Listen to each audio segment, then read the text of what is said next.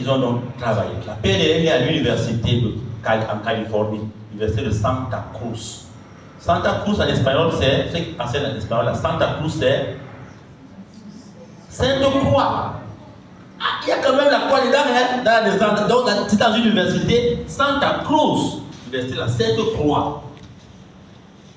Et les étudiants qui réfléchissaient à l'époque dans ces recherches de psychologie, c'était qu'est-ce qui peut expliquer le fait que certains soient brillants, certains enseignants sont tellement, qu'est-ce qui fait que certains artistes, qu'est-ce qui fait que certaines personnes, certaines grandes figures de l'histoire aient été aussi brillants? Alors ils s'est donc mis à travailler, à réfléchir là-dessus. Et ils ont inventé un outil qui permet de modéliser les personnes qui excellent et d'enseigner ça aux autres. Et lorsqu'ils ont réussi à modéliser, c'est-à-dire à rendre intelligible le processus qui permet aux gens d'exceller dans un domaine, ils ont donc appelé ça modélisation. Et c'est le premier outil de PNL. Ils se sont mis donc maintenant à enseigner aux gens.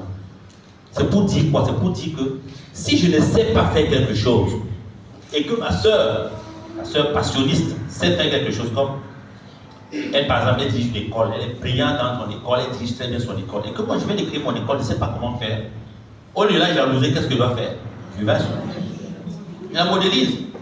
Oui, je vais à son école, je vois comment elle fait, et puis j'enseigne ça ailleurs. Pareil en salle de classe, vous avez les élèves qui sont brillants dans une matière. Ils ne comprennent pas l'autre matière. Qu'est-ce qu'il fait? Est-ce qu'on va dire qu'à lui ne comprend pas les mathématiques? Lui ne comprend pas ça.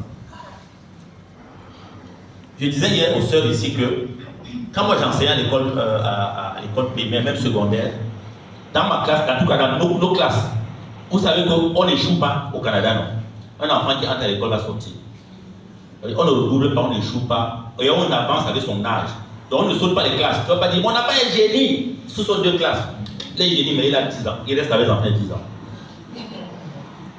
C'est comme ça. Il ne va pas être génie, il va avec les enfants de 12 ans, 13 ans, alors qu'il a que 10 ans. S'il y a quelque chose que l'enfant va manquer, qu'est-ce que l'enfant de 15 ans fait à l'université, 14 ans? Il doit être en train de jouer à la cour de récréation avec ses copains, avec ses camarades. Qu'est-ce qu'il va faire à l'université? D'abord, on va fabriquer un monstre. Pam, pam, la tête est comme ça. Le cœur et l'autre. Il est génie! Que sont-ils devenus tous ces génies qu'on nous présente chaque fois à la télévision de des années en années? Quand je regarde la société, je ne les vois pas. Hein? Je veux bien qu'ils viennent nous aider à gérer les pays. Au Cameroun, on cherche le génie pour nous gouverner, parce que là, on n'a même plus quelqu'un qui nous gouverne. On cherche quelqu'un pour nous gouverner. On ne trouve pas un génie, on est obligé d'aller chercher des gens comme Samuel Eto'o qui n'a même pas fait le coup moins d'eux. Mais c'est eux qui vont nous diriger. Combien donc, ce n'est pas parce qu'on a fait Sciences Po, on a étudié toute la science politique, qu'on est capable de diriger. Il y a d'autres ressorts, et ce sont ces ressorts que la PNL va chercher. Parce que l'être humain est un mystère.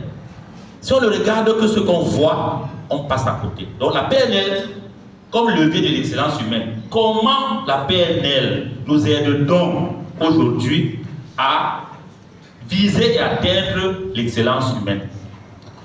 Il y a un de nos mentors, qui est Nelson Mandela, que vous voyez là, le vieux Dadi là. Ça, c'est un modèle pour nous. Il est modèle même pour vous, les éducateurs, les enseignants. Parce que dans son testament, Mandela nous a dit quoi? Il dit, oh voilà qui meurt. Les enfants, je vous dis une chose. Retenez bien ça. L'éducation est l'arme la plus puissante pour l'émancipation d'un peuple. Si vous voulez tuer un peuple, tuez son éducation. Tuez l'école. C'est toujours pas l'école. Quand on a réussi à... Je ne veux pas citer au Cameroun parce que je vois qu'on pense que je fais l'acharnement sur Paul Biya. En tout cas, on ne tue pas ce qui est la mort. Si vous voulez vraiment hypothéquer la vie d'un peuple, saboter l'éducation. Et beaucoup de pays font ça. Une fois qu'on a clochardisé les enseignants, qu'est-ce qu'il reste à faire? Moi, quand je vais au Cameroun, j'ai peur, je pleure même. C'est l'enfant qui va donner un peu d'argent à l'enseignant pour que l'enseignant puisse. L'enfant vient avec son goûter, l'enseignant pour qu'elle puisse aussi avoir un tout petit peu. Vous voyez ça? Qu'est-ce que l'enfant et l'enseignant? Vous voyez, nous on n'a pas grandi comme ça quand on était à l'école. Je suis quand même de l'ancienne école là. L'enseignant, c'était l'enseignant. L'instituteur, c'était l'instituteur. Attention! On rêvait être comme nos instituteurs.